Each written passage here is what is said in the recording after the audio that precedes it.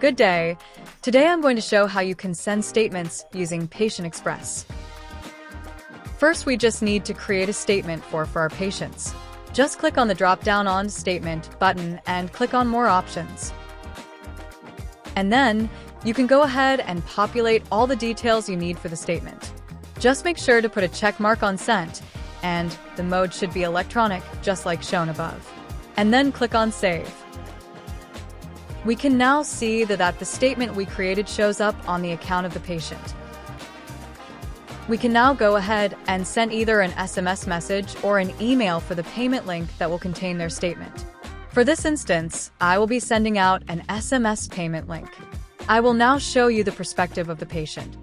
After they have verified their date of birth, it will now ask them to make a payment, or they can click on the button where they can view their statement. Since we are just viewing the statement, let's go ahead and click on View Statement. The patient can now go ahead and view their statement. And that is it. That is how you can send statements to your patients. Thank you so much for watching. See you on the next video.